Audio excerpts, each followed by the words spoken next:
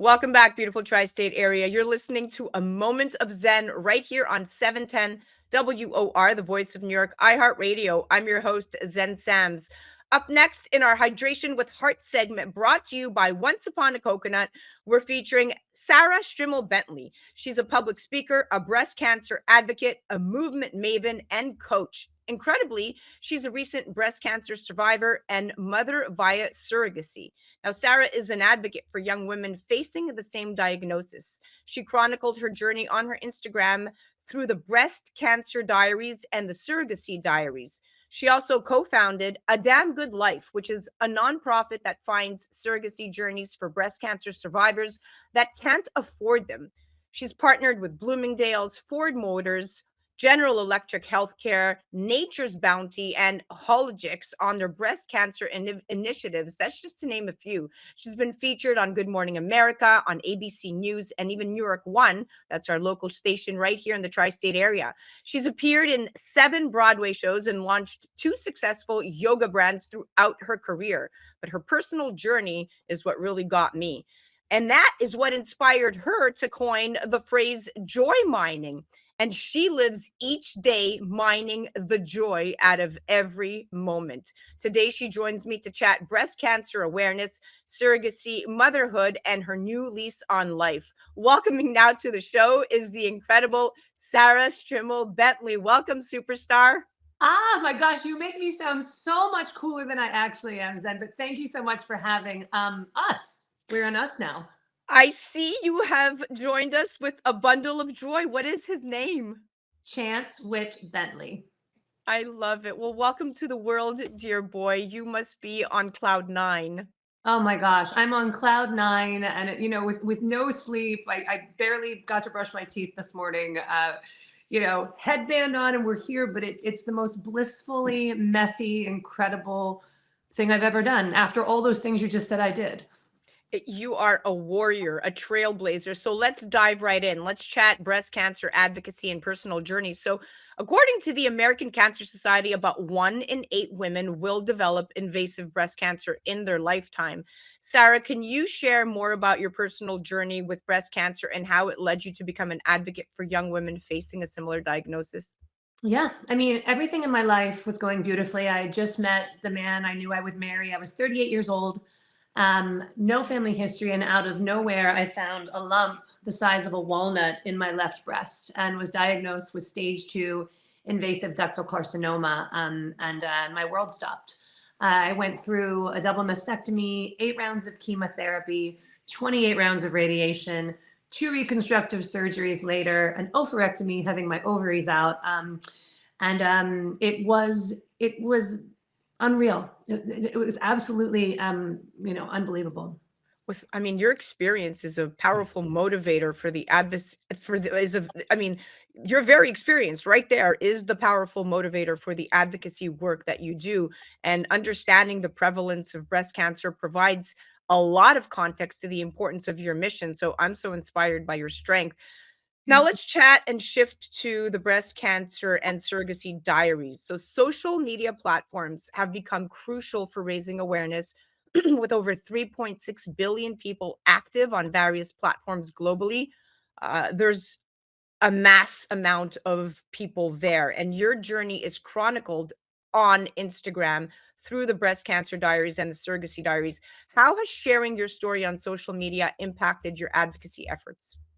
Oh, well, right when I had my biopsy and I knew the diagnosis I was going to get, I turned to my then boyfriend, James, who's now my husband, and I said, I think I need to tell this story. Is that okay with you? And he's like, babe, you do what you need to do. I knew it would be important because when I was diagnosed, I couldn't find anyone like me online. I looked, I hashtag breast cancer, hashtag, young breast cancer. And so by sharing my story, I knew I would be able to reach the maximum amount of young women who wanted to, when they were diagnosed, unfortunately, find someone that they could relate to, and that someone that was going through hell but thriving. So I think that being able to share that story, and likewise in the infertility community and breast cancer community with the surrogacy diaries, it really gave me such a wide breadth of touching women's lives. And I got, messages every single day saying thank you. I thought my life was over, and seeing your journey lets me know that it's going to be hard, but I'm going to be okay. And that is worth $1 million. It's priceless. That that's incredible. And your use, without a doubt, of social media as a storytelling platform really allows you to reach a broader audience and engage with these women going through similar experiences and fostering just an incredible supportive and incredible community. I love it. And I love what you're doing. Thank Now you. let's chat a damn good life nonprofit. So you know better than anyone that the cost of surrogacy can range from 80 to $120,000 plus, making it financially challenging for many women. And a damn good life addresses a significant financial barrier for breast cancer survivors by funding surrogacy journeys, highlighting the tangible impact of your advocacy beyond awareness. So co-founding a damn good life is number one remarkable, but can you tell us more about the nonprofit's mission and its impact on breast cancer survivors keep seeking surrogacy? Oh, certainly. I mean, myself and my two co-founders, we knew that both breast cancer survivors as well, and friends of mine pre-breast cancer, we knew we wanted to do something in the space. We wanted to do something that hadn't been done. And one of my co-founders had had a son via surrogacy, and there was a huge gap in the nonprofit world to help fund this. It's actually up to $200,000 surrogacy journeys can cost. So we give full grants for an entire surrogacy journey to couples in need, couples who financially cannot afford that after breast cancer, and women that are not able to carry their own child. We awarded our first full grant last spring to a wonderful couple in Brooklyn, and they're currently in their matching journey for their surrogate. It's our way to give back when breast cancer takes so much away. It breaks your heart. And to take away the ability to have a baby, I think was the most heartbreaking thing for me. I'm gonna cry. So to give it back to other women, it was a no-brainer for the mission. So yeah, we're growing, and I can't wait to see how many little babies we make, how many damn good lives we make. Well, now you made me cry, Sarah. Congratulations. Oh shoot. So, partnerships and initiatives, let's pivot to that. So, you've partnered with major companies like Bloomingdale's and Ford Motors, specifically on breast cancer initiatives, even the bigger ones, Eli Lilly. How do these partnerships contribute to your advocacy work? Well, it's similar to when you asked me about social media, right? If, I have my advocacy work, I have my voice, I have a story to tell and a message to spread. And aligning with companies that I'm aligned with, I believe in their missions, I believe the things they do in the world. Having them give me a greater voice to reach a greater group of people is the reason why I partner with, Ford Motors has their own breast cancer nonprofit. I can't remember off the top of my head. It's millions of dollars a year they contribute to their breast cancer nonprofit to help women travel to and from treatment. Eli Lilly makes one of the most cutting edge drugs for young women to help prevent breast cancer recurrence. So it's a really great partnership. Without a doubt, corporate partnerships, specifically for breast cancer awareness campaigns, have been shown to significantly increase funds.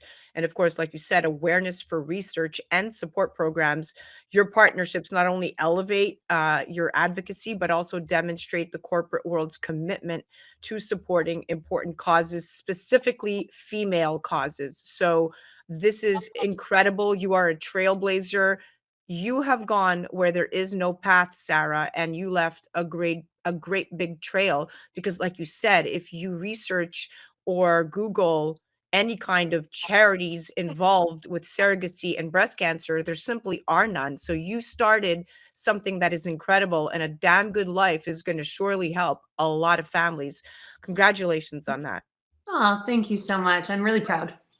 You should be. Now, moving on to the intersection of theater and yoga and your career. So, the global yoga industry is valued at over $80 billion, really showcasing the widespread appeal and impact of yoga. And your diverse career illustrates the intersectionality, if you will, of passion, creativity, and advocacy. But it also emphasizes the importance of finding joy in aspects of life, various aspects of life, and having appeared in 7 Broadway shows and launched 2 successful yoga brands. How do you find the intersection between your creative career, your advocacy work, and now motherhood?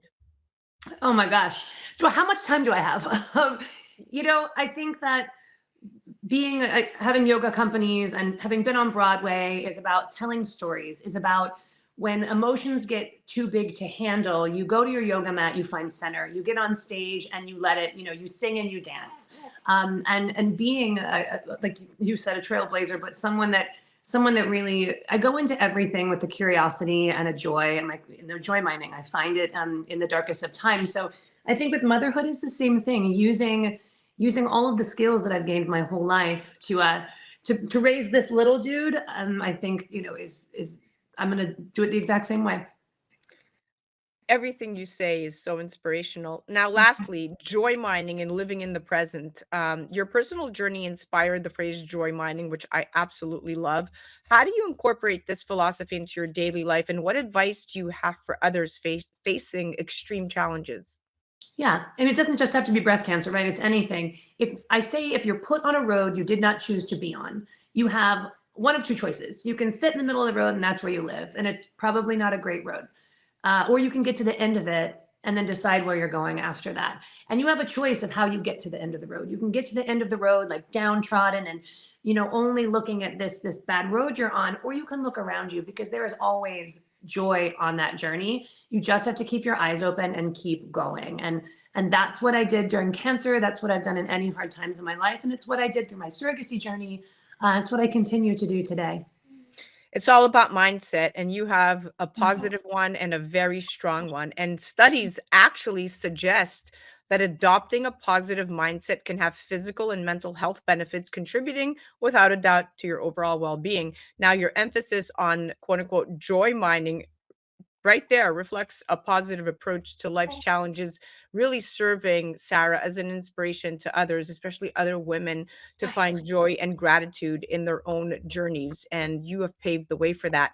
Now, finally, let's chat once upon a coconut. So, coconut water is extremely hydrating, and chemotherapy can often lead to dehydration due to its side effects, such as nausea and vomiting and diarrhea. But coconut water is a natural electrolyte rich beverage that helps in rehydration, providing essential fluids and minerals. It contains electrolytes like potassium, sodium, and magnesium, which are crucial for maintaining proper cellular function. And of course, this aids in replenishing nutrients.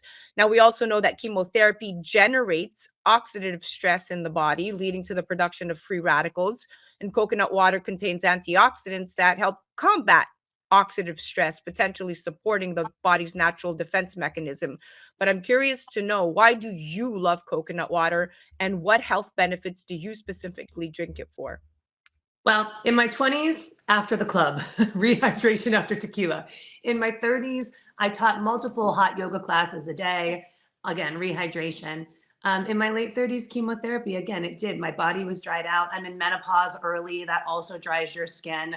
And so I love and turn to coconut water for that reason, just to rehydrate. To my cell, my cells are thirsty, and I continue to use it in my life. And I'm sure there'll be new different ways of why I'm drinking it. But look, I think my skin says it all. 42, no makeup.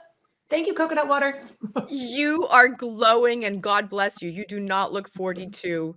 I started using coconut water after my radioactive iodine treatment. I was battling thyroid disease, thyroid cancer in my early 20s, and I ingested such a huge amount of isotope 132, which is radiation. And I was told that I was probably going to be infertile not able to have children. And I started drinking coconut water. Not that coconut water got me pregnant, although there is a running joke on that one, but I do have an 8-year-old biological daughter, and I absolutely drink coconut water and love it. But the running joke is that coconut water reversed all the negative side effects because I drank gallons upon gallons of it. I have it in the fridge right now. So yes. There you go. Well, we are at the end of our segment. I am so excited to have had you on. You are Thank so you. inspirational, and I'm so happy that you brought baby Chance on. Baby cheers, you say bye to everybody. Oh, we have a milk drunk. Oh, he's so sweet. That was our Hydration with Heart segment, brought to you by One Spawn of Coconut. That was the incredible Sarrah Strimel Bentley. You can check her out on the gram at Sarrah Strimel Bentley, or at a.damn.good.life. You can head directly to their website as well at damngoodandco.com or a damngoodlife.org. You're listening to A Moment of Zen right here on 710 WOR, the voice of New York, iHeartRadio. We'll be right back after this. A Moment of Zen is brought to you by Once Upon a Coconut, 100% pure coconut water. Imagine a drink that's nutrient-rich, powerfully refreshing, naturally sweet with no added sugars, not from concentrate, zero additives, low in calories, absolutely no artificial flavors, and is so tasty that it will become your new favorite beverage. Enter Once Upon a Coconut, the absolute best tasting coconut water you will ever try. Available in 4 refreshing flavors: pure, chocolate, pineapple, and sparkling with energy. Do your taste buds a favor and pick up some today at onceuponacoconut.com.